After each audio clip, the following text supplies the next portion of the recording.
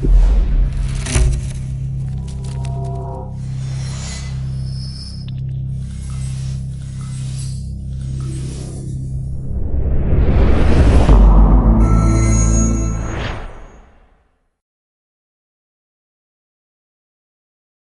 Imperial College London, welcome to this special lecture podcast. Well, thank you very much indeed. I'm going to do something I've never done before, and that means that I'm not quite sure how long the lecture's going to be. I pride myself on getting lectures the right length, but I'll do my best. And I also want to make two disclaimers at the beginning. I'm attempting to take you on a gallop through the themes of some of my research for the 30 years I've been at Imperial College. Of necessity, that will be pretty superficial. So those of you who are experts in any area, I do apologise, but I just want to give a flavour of what's happened. And the other thing is, at the same time, I'm going to talk about how the college looked to me. Now, that is not a proper historical perspective. It will be very personal, and again, it will be very superficial in places. Anybody who wants to read in more detail, I recommend having a look at Hannah Gay's wonderful book. It was a great source of some of the detail I needed, but actually it's got a massive stuff in it. So it's a very personal view of what was happening to Imperial College during the 30 years that I've been. Well, in 1976, I was actually living there in Grenoble, and I had a flat right at the top of this block here looking at the Alps. And for reasons you may ask, I actually swapped that for the Albert Hall. And the question was, what was I doing in Grenoble and what brought me then to Imperial College? I was working on a nuclear reactor. In that picture there, that's a modern picture. Those are the two rivers, the Drac and the Isère, and there is the ring of the European synchrotron radiation source, and that dominates the picture. But just to the left and below it is the reactor, the Institut Lahaye-Langevin reactor, and there's a better picture of it with some of the Alps behind. And I'd been working there for 3 years using neutron scattering as a technique. Neutron scattering uses the neutrons from the reactor to investigate the movement and organization of molecules. The kit, the apparatus, is very large, not as big as some of the nuclear physics or particle physics apparatus, but still very large for people who are used to working in laboratories. Those are two of the pieces of apparatus I've been working on at that time and subsequently. And what was important about the neutron? Well, the neutron's a particle, and it acts like a wave. And crucially, as a wave, it has a wavelength very much shorter than light, so you can investigate different distance scale. It actually is very penetrative, so you can look at samples inside things. But the main thing, as far as we were concerned, is the fact that the neutron beam interacts differently with hydrogen and with deuterium. And hydrogen and deuterium substitution, for the chemists and related subjects in the audience will know that that's a relatively benign substitution. It doesn't change the chemistry of the material. And what I'm going to show you is why changing the hydrogen to deuterium is something that helps you to do experiments. So what I've got is some glass spheres, and glass spheres you can see on an overhead because the refractive index of the glass spheres is different to the refractive index of the air in which they're sitting. And what I'm going to do is to put some other material around them rather than air. So we'll start by putting some water. And water, those of you who know refractive indices will know, is quite different from glass, so we can still see the spheres rather clearly. And in the third one, I'm going to pour an organic solvent, well, if I can get the top off, toluene. And toluene has a refractive index almost exactly matched to the spheres. The actual solvents that match the spheres are not the sort of thing I would want to bring with me into a public lecture theatre, so I couldn't precisely match it for you. But undoubtedly, you can see that the way you see those spheres depends on what's around them. And that is precisely why we wanted to play with deuterium substitution. We can put deuterium onto the molecules, change how they look as far as the neutron is concerned, and therefore see parts of the molecules. But the change, unlike using toluene instead of water, is a completely benign chemical change. I don't have to change the chemistry of the situation. So that's what I've been doing. What did I find when I came to Imperial College? Well, I found the rector, Brian Flowers, and I'm really pleased that Lord Flowers is with us tonight. I found a college that had 2 female professors and one about to be female professor. There were 4,000 students and about 300 of them were women. So it was a very different place. I'll say what the place is like at the end. I was unaware of Janet Watson at all. In fact, her whole career here, I never met her. She was in a different department.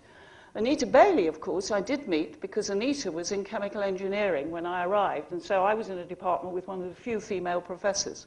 But at that time, from my perception, it was an extremely masculine place. I didn't worry very much because I'd spent my life working in masculine places, but that's the sort of place Imperial was. And as far as I was concerned, what I saw was the department in which I sat, chemical engineering. I rather doubt, when I arrived, that I actually knew Brian was the rector, and I'm very sure that he didn't know I'd arrived as a young lecturer in chemical engineering. We subsequently got to know each other quite well.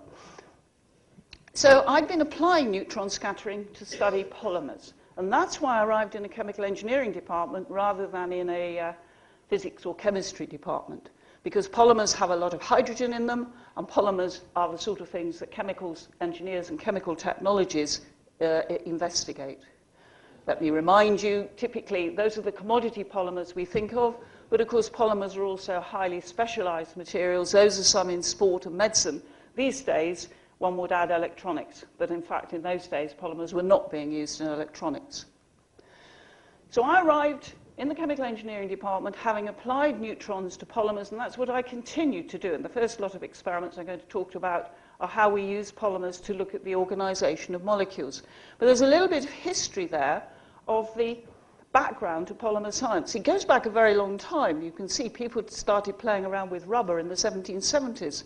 But it wasn't actually until down here in the 60s, well post-war, that people started developing catalysts that allowed the control, the real control of what was being made, the control of the length of the molecule, the architecture of the molecule, and over the subsequent 40 years, that has developed hugely. The physics, the understanding of what the molecules were, was even later to develop. It was only in the 1920s that people became convinced that what had been made were very long molecules. Hermann Staudinger had a considerable amount of opprobrium thrown at him for even daring to suggest one could make a covalently bonded molecule 1,000 or 10,000 units long. People simply didn't believe it. Then post-war, people really started to get to grips with, well, if you have got these long things, how do they organize themselves? So we have several Nobel Prize winners on there, Paul Flory and Pierre-Gilles Digen. And it was really in the 60s and 70s that the physics of how they were organized and how they moved was worked on. And I had the great pleasure to get into the field round about now. And I worked with both Sam Edwards and with Pierre-Gilles Digen. You can talk about polymers and you can draw chemical formulae, and there are some of the chemical formulae, and that doesn't tell you very much about what you've got. You can look at molecular models, and then you can look at little pieces, and you can see a bit more clearly. Those two happen to be stereoisomers of the same polymer, perspex, polymethylmethacrylate. And in one case, the groups are organized so that they're on the same side. In the other case, they alternate. So we have isotactic and syndiotactic. What I was doing, had been doing, and continue to do when I arrived here, and my first PhD student, who's sitting somewhere over here, won't look too hard at her, was working on, was the rotational motion of these side groups, these methyl groups. And that turned into an extremely interesting problem that occupied me and subsequent research students off and on for another 20 or 25 years, because we gradually got into the depths of exactly what was going on. It looks a terribly simple problem, and we used deuterium to help us pick out different bits of the molecules. But the other big question was, well, what does the whole molecule look like? That's a computer-generated picture of a polyethylene molecule 10,000 polyethylene units long. And it's drawn by a rule which is called the random walk, which actually says each unit of the molecule is laid down, and then there is no restriction on the direction that the next unit of the molecule takes. It clearly has to join on because they're covalently bonded, but it can take any direction. And physics tells you if you do that, you finish up with what's called the Drunkards Walk, And the Drunkards Walk says that the size of the molecule is proportional to the square root of the number of steps you've had in it, or the length of the walk is proportional to the square root of the number of steps. That was a slide that was drawn when I gave my inaugural rather a long time ago. And if you can't see, the pub is called the Dog and Neutron, which I thought was rather nice. So the drunkards actually managed to get home. And of course, if it was a true random walk, he would not be able to get home. He would know how much distance he'd gone if he managed to remember how many steps he'd taken, but he wouldn't know where he was within the radius of the pub. So what was interesting was these molecules, it was well accepted, would form these sorts of shapes. They were rather distributed and wispy in shape, as you can see. And the question was, what happens when you have many of them, when you put that into a solid sample? Now, I'm cheating here by superimposing the same molecule, reoriented every time, but I think you can see you extremely quickly get an entangled mess. And that's precisely what's inside a rubbery or a molten polymer, an entangled mess of molecules. And the question that was around, and the neutrons first were addressing in particular, was what is the shape of one of the molecules in among all the others? Was it truly a random walk? Because until you could label them in a benign fashion, not changing the chemistry, wasn't a question that could easily be answered. There were other questions. How do the molecules get out of that entangled mess and form crystals when you solidify the material, which they can do? Quite amazing. But we use the neutrons first to look at the shape and size of those molecules. And then subsequently, I became very interested in how they move, how the whole molecule moves. The model that was developed, the model of Edwards and de Gennes, which was a tube model, so-called tube model, said, well, look, let me focus on one of those molecules, and I will reduce all the other ones around it to effectively a tube in which it's trapped. It's not an absolutely molecular distance apart. There'll be a certain flexibility in the range with which you can move, but it'll probably only be 2 or 3 molecular widths across. My molecule is trapped inside that tube, and if it wants to move anywhere, it's got to move out of the tube. Oh, you may say, but aren't the other molecules moving? But of course, they have to move collectively to change the shape of the tube. So that process is very much slower than the process of an individual molecule beginning to escape from its tube.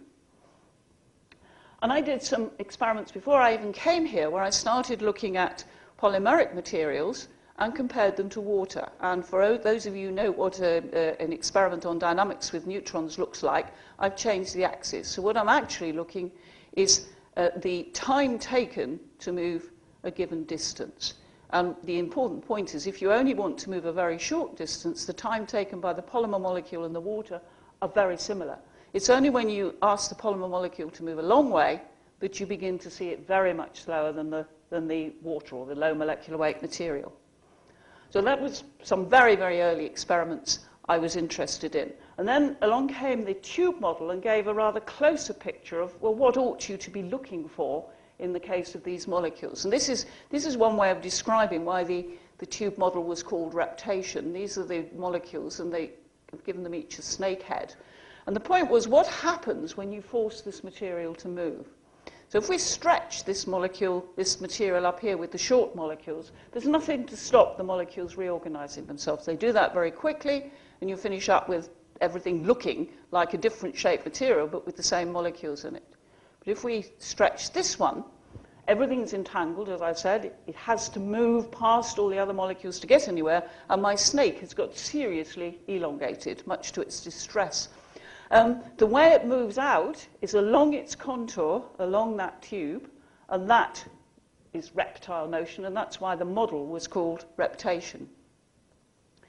So the model was developed to look at exactly how, well, first of all, the molecule will only rattle around inside its cage, and that's when it's moving like the low molecular weight liquid. Then it will begin to explore the ends and begin to poke its nose out either end and create new space for itself.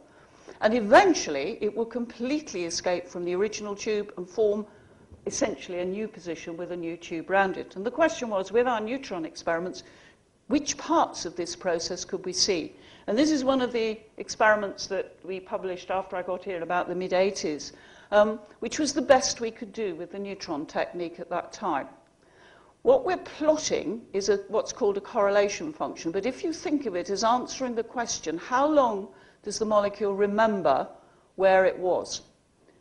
These ones here are that we have one long molecule, which is the one we're focusing on, but it's surrounded by lots of short molecules, so it can move pretty freely. It's like as though it's in a solvent. This one doesn't remember very much. It continues to lose its memory of where it was. This one here, is the long molecules, is surrounded by other long molecules. They're entangled with each other. Its correlation function very quickly reaches a plateau. Essentially, it's trapped. If I go backwards, what it's finding is it can get as far as the edges of the tube, but it can get no further. So it's been down. And our experiment is not high enough resolution, which translates into saying it doesn't watch the materials for long enough time to begin to see them escaping from the tube. So we actually need a different technique, and I'm going to show you later on some different experiments to begin to address those long time techniques. But let me come to a change, because about the middle of the 80s, you have the date there, Eric Ashe came as rector, and Lord Flowers, went off to be Chancellor of London University at that time. And Eric came in from University College. And I began to be involved more in affairs of the college. I became a little more aware of what was going on outside the department in which I was working and the few colleagues I knew in the physics department in particular. One of the things that, of course, happened in Eric's time was we began to add the M to ICST. We joined with St Mary's Hospital Medical School in 1988. I became a reader in the middle of that time, and I also, towards the end of the 80s, was persuaded by Eric to become one of the college tutors. And then I really did become involved in college affairs and begin to see a lot more of what Imperial College was, as opposed to what was happening just in my department. I want to add that my colleagues in chemical engineering were extremely kind to this physicist who arrived. They allowed me to be involved in the engineering teaching. I got very involved in engineering projects, and I was delighted to be involved over many years in a very interesting way of teaching the first year design, which we wrote up as a paper and published. So I'm really pleased with that paper, and at least two of my colleagues who were on that paper, Jeff Maitland and Stephen Richardson, are in the department now. So this goes back a long time. But the point I wanted to make was I really was allowed to and enjoyed being involved in engineering research and engineering teaching, having come in with an extremely pure physics background. My research group grew. That happens to be a Christmas party one year. And I was working more and more in the area of research into polymer mixtures, polymer blends. I was still doing some work. I told you the work on things like individual molecules and side group motion continued quite some time, but I was more and more involved in polymer blends, which also resonated with the sort of things that were interesting to the chemical engineering department. So I want to now tell you a little bit about polymer blends and the research we did on them. Again, a very quick gallop through. So a blend, two different chemical species of polymers. We could have species which were completely miscible. So the A molecules and the B molecules randomly mix, so you get a uniform material, and it's very dull, and that's not what we're working in. You could have a material that was completely immiscible, so that all the A-type molecules and all the B-type molecules stay separated from each other. And those systems are often beaten into having a blend structure by very high frequency mixing at high temperatures, so that you form a metastable heterogeneous state. And those are interesting materials, but again, I don't want to talk about those. I want to talk about the third type, which is the partially miscible type. So A and B like to mix, but only to some level of concentration at some temperatures. So what you get at some temperatures are two coexisting mixed phases. And that can happen in two ways. The top one is what's conventionally seen for low molecular weight materials. The material is two-phase at low temperature. When you heat it up, it mixes. We sort of intuitively, we think that. If you want something to mix, you raise the temperature. That's an upper critical solution temperature. And most polymer systems don't mix like that. The ones that we mostly have are these sort, lower critical solution temperature. You can make them one phase if you can get to that without, by some means, like having a common solvent. And then when you heat them up, they separate into two phases. And those are the ones that we've mainly been working on. And the theory that goes behind them says, well, if you want systems to mix, you have to gain some entropy. And the theory worked out what the entropy was by arranging those molecules on a lattice. And you can see the two types of molecules are being arranged on a lattice. There's restraints on how detailed you can get the mixing because they're covalently linked into molecules. But you can count the number of ways statistically. And that means you can count the entropy of mixing, which comes into this term here. And you can calculate the enthalpy of mixing by the number of adjacent pairs of A's and B's or blues and reds that you get close to each other.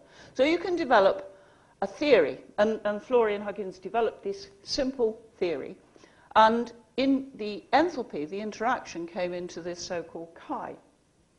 The problem with this theory is that that's a pretty rigid way of counting the entropy. We actually know that when we mix two polymers together, they may contract or they may expand. That lattice doesn't allow you to do that, and there are other disadvantages. So you can't allow for contraction or expansion on mixing.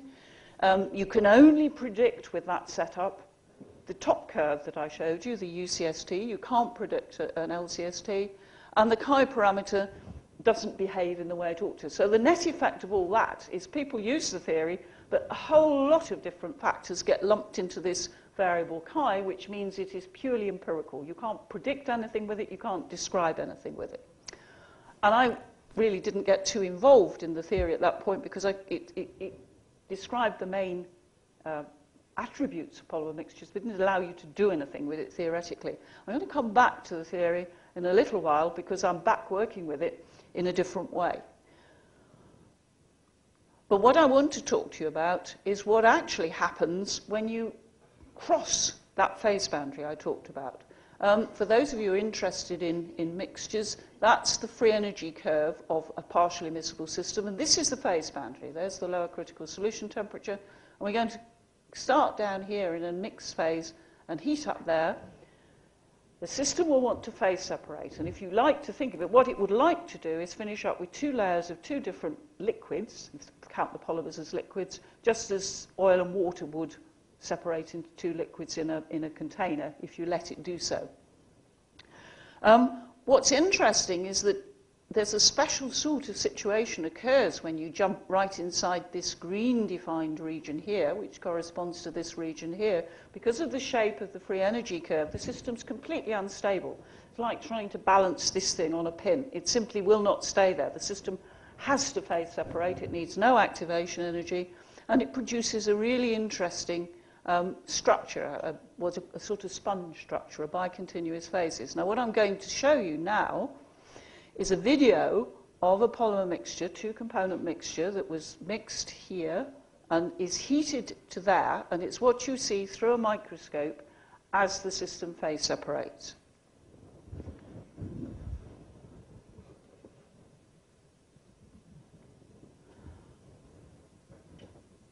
This has been speeded up 64 times so that we're not here until midnight. What it wants to do is form two layers, and this is spontaneous. Nothing's driving it except the thermodynamics. Completely spontaneous. I don't quite know whether I really want to worry about the icons, but anyway, so that's the system phase separating through a microscope. If we now look at it a bit more slowly, so you can see a little more clearly, this is an AFM cut through some samples that have been through that process after 300 seconds, after 500 seconds, after 700 seconds, after 1,000 seconds. You see why I didn't want to do it in real time. What you see, and what you saw on the video, is the structure appearing and then getting larger and larger in scale. We haven't changed the scale in any of these. This is the same distance scale in all of them. So the structure's getting bigger and bigger. And that is what's the brightening structure. And as I say, the end stage, which we saw in the video but we don't see here, is when all of the darker regions are in one corner and all of the lighter regions are in the other corner. In order to do the experiments, we have subsequently done quite a lot of experiments on these AFM images, but we don't do the experiments through the microscope. We do them using light scattering. We actually shine a laser through a sample that's developing these phases. These structures are like a very crude diffraction grating, and they have a size scale, a distance scale associated with them. The effect is when you shine a laser, a single wavelength through here, it produces on the other side a diffraction ring. And as the structure changes, the size of the diffraction ring changes. And since diffraction rings are inversely proportional to the size in real space, as this gets bigger, the ring gets smaller. And what we're going to see now is the same process, but now observed by a laser shining through a sample, showing you the diffraction ring developing, and then contracting inwards as that structure gets bigger and bigger and bigger. So that's how we do the experiments, by observing what's going on using radiation rather than looking at it in a microscope. In fact, what's happening, as I said, is the system is becoming completely unstable in this region of the free energy curve, and so all the concentration fluctuations are growing in amplitude, and some of them win over all the others. That gives us the particular size scale. That's an optical micrograph of a late stage of that process, like that AF image I showed you in the previous one. The way we did our first experiments was not to use a CCD camera with the whole ring. That's a subsequent nice piece of kit we bought. When we originally set it up, we set it up very simply with a laser, a heated block to jump the sample, its temperature, and a ring of photodiodes. So this is just a line of photodiodes. So if you imagine the diffraction ring up here, this cuts through the ring. We're only going to see one segment of the ring develop with time. And there it is. Across the bottom, we're looking at different angles. So this is the near center of the ring, and this is the outside of the ring. This is time. So this is a sequence of what we see on those detectors as time goes on. And you see, eventually, we see a ring, we see it increase in intensity, and I think you can see that it moves in towards the middle as the whole ring moved in. We're just seeing the segment move in. What puzzled us was what was going on here. The impression you get is absolutely nothing is happening, and I'm afraid that you can't see the time scale, but that's about 1,000 seconds, 15 minutes. So apparently nothing was happening. The question is, it's a bit like the question, is the light on in the fridge, when you can't actually open the door to see if the light's on in the fridge. Was something going on that we couldn't see because we were using light, and light has a wavelength of several thousand angstroms? Was something growing at a very small distance scale, or was it simply that there was a true induction period? So we switched to neutrons, as one does, and we went back to... been doing experiments at Grenoble, and my group had all the time. So this is the analogous experiment now to the one I showed you with the laser shining through the sample. The neutrons are coming from a reactor here. They're being monochromated in a velocity selector because the neutrons come out with many wavelengths. It's not like a laser. They shine on the sample, which is heated, and this is a picture of the heating block that was developed, and then they're detected on a detector. And in this case, the detector is a full square. It's an area detector, so we're going to see the whole diffraction pattern. And again, we've taken the sample that was homogeneous and jumped it inside the phase boundary. This time, they're stop-go experiments. We actually had to take it like a sequence of snapshots, and these are taken every 30 seconds on that neutron detector. And you can see splendid rings, which we can then compare with the light scattering. So now we've essentially cut through those neutron rings to compare them to the light scattering rings, and you can see there's a splendid signal. But if you can see the time, that's only 180 seconds. That was the time during which we saw absolutely nothing in the light scattering experiment. So quite clearly, lots of things were developing, but far too small a size scale for us to see with the light. And in fact, we then carried on longer. If you go on longer with the neutrons, you can see quite clearly the effect of the peak moving in towards the middle, the ring collapsing inwards. We get up to 300 seconds. If we then go back to the light scattering, that's 300 seconds. You're just beginning to see it appear on the light scattering stage. And you can, those of you who can read these Q vector scales will see that there's an order of magnitude or two different between them, because here we're using the light, long wavelength. Here we're using neutrons, much shorter wavelength, so we can look at much smaller scale. So that was very satisfactory, and it actually meant that we now had a technique where we were watching the molecules move for a long period of time. We could do it quantitatively, and we could go back and explore these models and explore this long-time behavior where the molecules are escaping from the tube, and there are calculations of the rates at which things should occur. But I'm not going to tell you about those. I told you it was a quick skim through. Now we jump on another rector, and Ron Oxborough arrived at the beginning of the early 90s. And the main thing I would point out that occurred during Ron's time here, many things were changing, but that the M got very big. It became full size. When Ron joined us, his first task was really to see through the medical merger with the whole of the medical school. And so that's why I chose that as it were, the symbol for Ron's period with us. But at the same time, I was really getting involved much more in college affairs. And again, I told you the dates would be a little bit approximate. I became dean just at the time that Ron took over as rector, and that's a picture of the Albert Hall degree ceremony. And one of the things anybody who's been dean never forgets is standing in the Albert Hall reading out 300 names, some of them unpronounceable. Or, may I say, having just done it a few weeks ago, shaking 450 hands, which is quite hard work. But it's fun being dean. It really got me involved in a lot of the college activities and, of course, Senate and so forth during the time that the medical merger was going on. And I enjoyed it enormously. It was during that time that some of us asked Ron if we could do something to begin to support the women in the college. We were worried that women felt isolated. They were in different areas.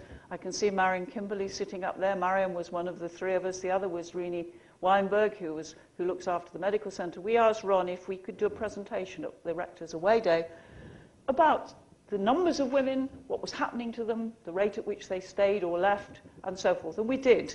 And at the end of that, Ron needed little persuasion to set up the Academic Opportunities Committee that the Rector mentioned just now. We've done many things with the committee. This is one I wanted to use just as an example. The committee that's here will know immediately that picture there is one that we commissioned from this art student, Mindy Lee. I'm sorry, it's come out as Minda. I do apologise to her. And there's Rhys Rawlings talking to her. Rhys organised the contact with the Royal College of Art so that we got the picture painted. Though it's hanging in the senior common room, the reason we wanted it there was that we recognised that almost all the art around the place remembered the very famous and distinguished men who've been associated with Imperial College. And we thought it was time we had something that celebrated women. And this one actually celebrates crystallography. So no particular women, but Mindy, when she talked around the departments, became very interested in crystallography. In the picture, she used the symbols of crystallography, patterns of crystallography. But if you look at the picture in the senior common room and look very closely, just behind where Rhys Rawlings' chest there's a ghostly head of a woman drawn in the crystallographic structures. But of course we did other serious things. We've been involved with a mentoring scheme. We've been involved in helping to make the promotions exercise much better understood by staff, both men and women. We introduced the Elsie Widdowson Fellowships. And many, many things that the Academic Opportunities Committee got involved with. And it was great fun to be involved with it. At the same time, other things happened to me, and as the Rector said, I did become a Fellow of the Royal Society. If I look worried there, the book I'm writing in is the one that Charles II signed in 1660, and everybody else in between, including Newton, Faraday, and you name it. And that is a pen that you dip into an inkwell. And you can imagine the possibility of dropping a blot right over some famous scientist. It's really interesting. You get all these distinguished people who become elected FRS, and they go into that room to become, and it's a big room, and it's very public, and you're going to become a fellow. The first thing you've got to do is with a shaking hand sign that book. But that was great, and that opened a number of other doors as well. Now, the Rector also mentioned that at about the same time that we were starting the Academic Opportunities Committee, the National Athena Project started, and Caroline Fox, who's also in the audience, Nancy Lane, and I were invited to talk with Sir Brian Fender, head of HEFSI, to see whether HEFSI could do something about supporting some action in terms of looking at women academics. We went along thinking that he might come up with a few tens of thousands, and he said, well, what about 250,000? At which point we felt and it became a real national project. Caroline subsequently became the director, and many things have been done by the Athena project, including awards and projects, and we at Imperial College have been very fortunate to gain a prize from them and project from them. This here is one of the ceremonies. I can't remember which, but we're jumping forwards a bit in time because you might recognise Richard sitting there, so we're already into Richard's period as rector. It also demonstrates that the college is very fruitful as a source of heads of universities, because there's John Archer, who is Vice-Chancellor Heriot-Watt, and there's Paddy Dowling, who is Vice-Chancellor of Surrey, both of them who've been deans and pro-rectors, etc., here first. At that time, roughly, the chemistry department, my chemistry friends here will excuse me, sort of woke up to the fact that polymers might be interesting materials. There'd been very little polymer science in the chemistry department when I first arrived and all throughout the 80s. But the chemistry department recruited a number of people interested in polymer science, and I, from chemical engineering, started interacting with them. Same time, chemical engineers who modelled and looked at reactors had sophisticated enough models to begin to look at polymerization processes. And out of all that, something we called P4 was born, which was a collaboration between chemistry and chemical engineering. Polymerization processes and properties, which is why we called it P4, rather than all that mouthful. We had a large research grant, which I say a little bit out of it in a moment, and we also started, and are still running, a joint final year option between chemists and chemical engineers, and that was quite a challenge because they come with very different backgrounds. We taught them together, we had them working in projects and case studies together, and that was very successful, and that's still going on. What we were interested in, there's a complicated diagram, and it's deliberately drawn like a chemical plant, but the idea was that you can't separate new polymer synthesis from how the reactors are designed and then how you want to process the polymer.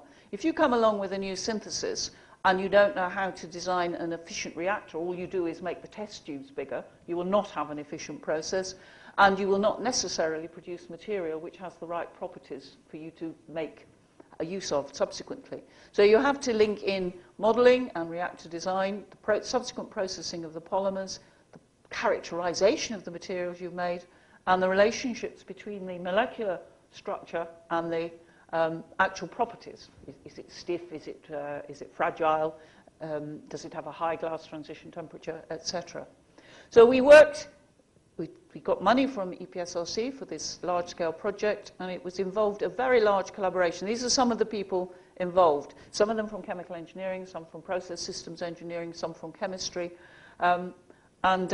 I'm not going to name them all, obviously, at this stage. One of the consequences of this was that next door to my laboratory, I was used to large equipment, but always somewhere else, preferably in Grenoble, a long way away, where the large equipment was. And very large equipment, reactors and so forth, started to arrive in the laboratory next to where I worked, which was quite an interesting move for me. I'd never been involved in reaction engineering. That's one of my colleagues, he said, I'll pay there. At about this time, and as I say, I'm approximating on dates, Richard arrived. So I'm my fourth rector. And if I think, again, I wanted something symbolic of the things that one will associate with Richard, and one will associate many things, many good things with Richard's time here, but one of them undoubtedly is going to be a building renovation program. There's been a huge building renovation program around the college and new buildings going up, and there's one opposite where I'm sitting currently, the Bessemer building, which has been fully renovated, is now a wonderful space for the Institute of Biomedical Engineering and other departments. But the other thing, of course, is the formation of the 4 faculties. In fact, we've been through different iterations, so whether we had 3 or 4, 5.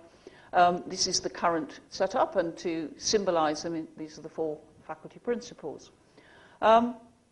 I'll say a little bit more about what faculties did, but I was acting head of department in chemical engineering during Richard's first year here. So I had the privilege and actually the difficult task that we all had of the discussions of how we were going to form those faculties. And it was quite a complicated discussion. It didn't just arrive out of the blue. And I think it took a little bit, well, it certainly took a bit of time to settle down. Things were happening to me outside the college as well. This one I like. I have been given some honorary degrees, but this one was Oxford, and the particular thing about that was there were crowds out watching us, which is terribly flattering, until you realise that that's Placido Domingo, and that was the person they'd all come to see. I had the pleasure of walking along beside Paul Nurse, and here is Honora O'Neill. So it was a very distinguished group, but it was Placido Domingo, the crowds were out, not the rest of us. I also met interesting people, for example, at Buckingham Palace. That was the damehood. I was very embarrassed about the damehood, but I got some very nice letters from people. One of the things I really liked was the morning I arrived in college, after it had been announced, I had messages from all of the 4 rectors that I've now listed to you, waiting on my desk, and I thought that was a really nice thing to have. Richard has mentioned the fact that I was Foreign Secretary of the Royal Society for 5 years, finishing last November. And that was actually a wonderful period. It took me quite a lot outside college, so I was less involved in the affairs of the college during that time, although I did still manage to start a graduate school. This is the card that the international section at the Royal Society gave me when I retired as Foreign Secretary, and it is not a montage. That is really an Air Ethiopia plane. It's on the ground at Kilimanjaro on a flight between Dar es Salaam and Addis Ababa, and we were just standing there waiting for the plane to reload and take off. But to me, it expresses all of the things about being Foreign Secretary. It involved foreign travel, but essentially it was great fun. I thoroughly enjoyed it. Now, at the beginning of the 2000s, I met with a lady called Jane Lipson, who's also sitting in the audience here. And Jane was interested in doing a sabbatical in Imperial. But because she had 2 small children, we negotiated with EPSRC the funding for a visiting fellowship that was what I call in a dotted line. She came for periods of 2 weeks, about 6 or 7 times in the year, and her husband looked after the 2 children while she was here. And we started a really interesting collaboration, which is still going on, which is why she's in the audience, because she's here this week working with me. We're trying to finish a paper. What she had, you remember I said I found the Flory-Huggins theory unsatisfactory because you lumped everything into one parameter and that one parameter didn't predict anything. She had a much better statistical thermodynamics model which looked as though, before we started working, as though it was going to be able to make some sense of the data. What did I have? I had nearly 30 years worth of data in theses, in publications and so forth. So we got together and it's been extremely fruitful. I'm going to now, wait to the end of the lecture and I'll give you the really hard bit, some statistical thermodynamics. What the statistical thermodynamics has to do is describe in parameters the 2 components you're going to mix together if you're going to make a mixture. And there are only 3 that matter. There's the size of the unit. You remember we put it on a lattice, so we can still call it the lattice site. There's how long is the molecule, and there's the energy of interaction between the same type of molecules. So all the 1-type molecules, how strong is their interaction? And then there'll be an equivalent number for all the 2 polymers. So polystyrene and polyvinyl methyl ether or whatever will have a set of 3 parameters. And there's only one thing that belongs to the mixture, and that's the energy of interaction between the 2 different types. And it's expressed actually as a single parameter. It's the ratio of the real interaction to what you get if you took a geometric mean of the separate components. And that's all there is in that theory. And then she uses it to calculate the thermodynamic terms. And that is what you need. You need a pair distribution function. And the first thing it does that the Flory-Huggins theory did not do is it allows the molecules not to be completely randomly mixed, which if you think about it is logical, because they probably either hate each other, in which case they want to keep as far apart as possible, or possibly like each other to some extent, and therefore the A's and B's want to get together a bit more. So this, which is a Boltzmann factor, allows the molecules to not be completely randomly mixed. She also overcomes the problem that I said, that you've got an absolutely rigid lattice, and when you mix 2 polymers together, we know they contract. So by having holes in the lattice, where's the holes? There are the holes in the lattice. She allows the thing to contract. And of course, the molecules have to be joined to each other, and that's what she means by connectivity here. From that, you calculate, and we won't go into this in any detail, the energy, the internal energy of the system. And once you have the internal energy, you can calculate any thermodynamic property you like. And then we trawled our data, literature data, and particularly data buried in theses, and started to be able to look at a lot of different data. And all my life in science, I've been fascinated once the patterns start to appear in the data, once you begin to see how things relate to each other. And once we began to put these together, we could see real patterns. All those blue ones at the top, we don't need to know what the chemistry is, but they're each binary blends.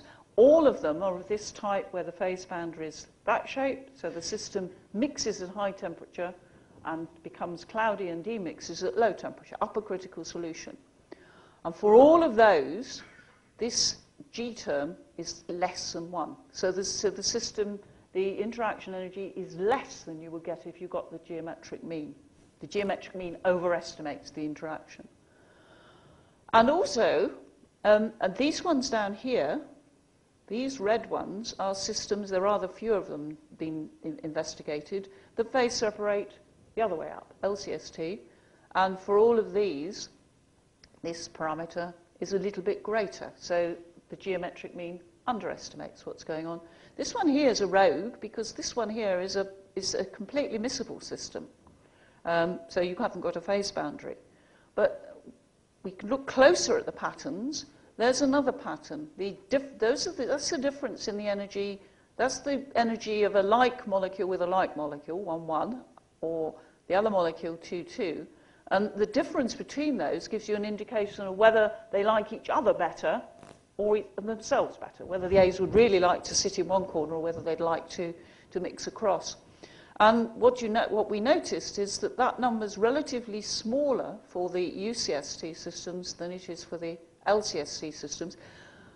But then it's enormous for the fully mixed system. So you'd say, well, why on earth is that fully mixed system fully mixed? They really detest each other. But actually, we then find that this G parameter is the biggest of all. So there's a very, very large piece of glue. There's a specific piece of chemistry going on between the polymers. Now, I don't expect most of you to have followed that. That's not being rude, but we've gone far too fast. But what I wanted to show you is that we're really having fun. I'm seeing patterns. We're learning things about the data. We're getting to the point where we might be able to predict what's happening, which is what I said was so unsatisfactory before. And if anybody asks me what I'm going to do at the end of September, onwards, when I stop being faculty principal, this is some of the things I'm going to be doing, and it's a pleasure to have Jane to be doing them with. Right, so this is our Centenary Year.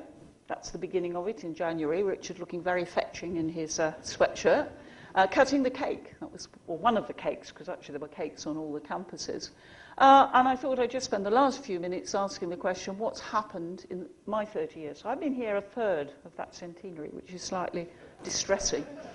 The college structure's changed. It really has changed enormously. And I think in particular, what I observe, and as I say, this is a very personal view, the faculty structure has not done what some people said, replace one set of walls with another. People said, well, departments to some extent have walls around them, faculties will have walls. I think what it's done by bringing together the departments within the faculty and allowing them to discuss has facilitated both intra- and inter-faculty interaction.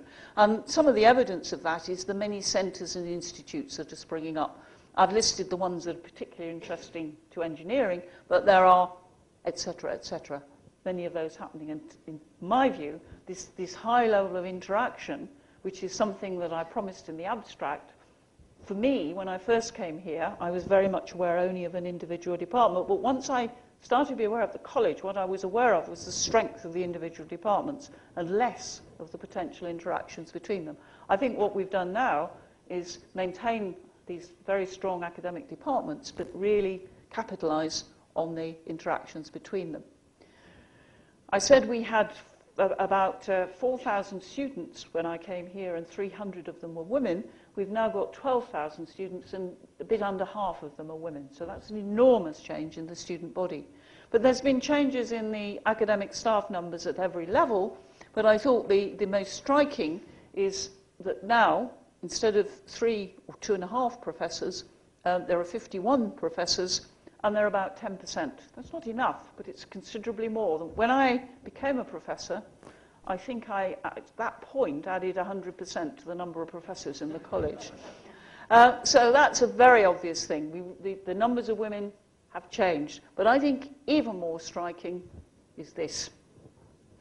That was taken at a dinner last year, and you will recognise several of the people in it. But if you look, that includes, and I am doing a bit of double counting because some of the people changed job, but there are 2 directors, a dean, a principal, a deputy principal, and a pro-rector. We had nobody at the senior level in the college when I arrived 30 years ago, and I think this is a big change, and all for the better, may I say. Also, it expresses what fun it is to have got together and worked with female colleagues through academic opportunities, through the networks we've made. Most of the academic opportunities committees here, and it's great to have them with us. So, I think that we've moved a long way. We've moved in numbers, we've moved in volume, we've moved in all sorts of things. We've increased the number of women, which I personally would obviously think was a good thing. But I think we've actually also moved in becoming a place where we can really capitalise on the enormous strengths of the individuals in the place by bringing them together into networks and so forth. So that was my theme of moving from individual molecules to the mixtures and blends and cooperative motion, from individuals in departments doing fantastic research to cooperative research and centres and lots of interactions at the senior level. So Imperial College London is going to become independent in about a month and a half time. I'm not going to sink into the sunset, but I am going to stop being faculty principal, so it's a good opportunity to thank the college. I've had great fun at the college, and I'd like to thank all the people here who, as it were, represent that time, and wish bon voyage to Imperial College for its next 100 years. So thank you very much indeed. You've been listening to a special lecture podcast from Imperial College London.